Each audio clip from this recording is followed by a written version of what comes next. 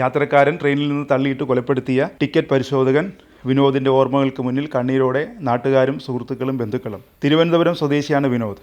അമ്മ ലളിതയ്ക്കൊപ്പം എറണാകുളം മഞ്ഞുമലിലെ പുതിയ വീട്ടിൽ താമസം തുടങ്ങിയത് കഴിഞ്ഞ മാസം 27-നാണ്. റെയിൽവേ ജീവനക്കാരനായിരുന്ന അച്ഛൻ വേണുഗോപാലൻ നായർ 2002-ൽ മരിച്ചതിനെ തുടർന്നാണ് വിനോദിന് ജോലി ലഭിച്ചത്. ജോലിയോട് തികഞ്ഞ ആത്മാർത്ഥതയുണ്ടായിരുന്നു വിനോദിന്.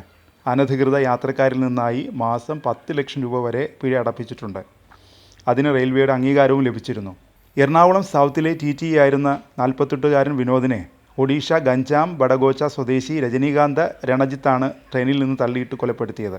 എറണാകുളം പട്ന എക്സ്പ്രസ് ചൊവ്വാഴ്ച വൈകിട്ട് 6:45-ന് തൃശൂർ മുളങ്കുന്നത്തുകാവ് സ്റ്റേഷനടുത്ത് എത്തിയപ്പോഴായിരുന്നു സംഭവം. പ്രതി തള്ളി വീഴ്ത്തിയതിനെ തുടർന്ന് വിനോദ് തൊട്ടടുത്ത ട്രാക്കിൽ മറ്റൊരു ട്രെയിനടിയിൽ പെടുകയായിരുന്നു.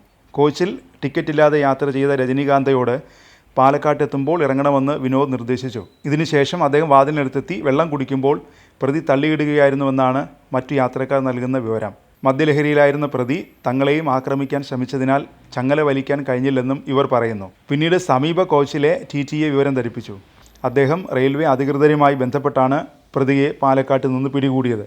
തൃശ്ശൂരിൽ നിന്ന് 9 കിലോമീറ്റർ മാറിയാണ് മുളങ്കുന്നത്തുകാവ് സ്റ്റേഷൻ. ഇവിടെ നിന്ന് 1.5 കിലോമീറ്റർ കൂടി കഴിഞ്ഞ് മുളങ്കുന്നത്തുകാവ് ഓവർ ബ്രിഡ്ജിനടുത്താണ് മൃതദേഹം കണ്ടെത്തിയത്. ഞാൻ 2 കൈകൊണ്ടും തള്ളി, അവൻ വീണു, എന്നെ ഒഡീഷയിലേക്ക് കൊണ്ടുപോകൂ എന്നാണ് ട്രെയിനിൽ കയറി പിടികൂടിയ RPF ഉദ്യോഗസ്ഥരോട് പ്രതി രജനീകാന്ത് പറഞ്ഞത്. പിന്നീട് തൃശൂർ റെയിൽവേ പോലീസും RPFും ചേർന്ന് ചോദ്യം ചെയ്യുമ്പോഴും ഇയാൾ മദ്യലഹരിയിലായിരുന്നു. തൃശ്ശൂരിൽ നിന്നാണ് പ്രതി ട്രെയിനിൽ കയറിയത്. വിനോദിനെ തള്ളിയിട്ട ശേഷം ഒന്നും സംഭവിക്കാത്തതുപോലെ സീറ്റിൽ പോയി കിടന്നു. RPF വരുമ്പോഴും ഇയാൾ കിടക്കുകയായിരുന്നു. മദ്യലഹരിയിൽ അക്രമാസക്തനായ പ്രതിയെ സാഹസികമായാണ് പിടികൂടിയത്. സംഭവം നടക്കുമ്പോൾ 6 TTEമാരാണ് ട്രെയിനിലുണ്ടായിരുന്നത്.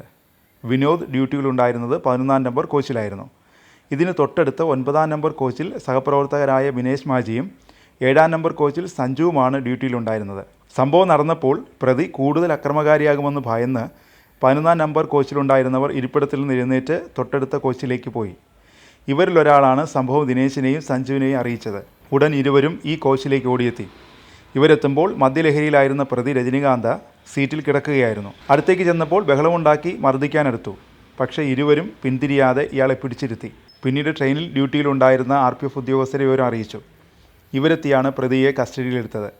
ഇയാൾ ബഹളമുണ്ടാക്കുകയും ചുറ്റുമുണ്ടായിരുന്ന ഉദ്യോഗസ്ഥരെ ആക്രമിക്കാൻ പലതവണ ശ്രമിക്കുകയും ചെയ്തു. സ്റ്റേഷനിലെത്തി ചോദ്യം ചെയ്യുന്നതിനിടയിലും ബഹളമുണ്ടാക്കി ഉദ്യോഗസ്ഥർക്ക് നേരെ പാഞ്ഞെടുത്തിരുന്നു.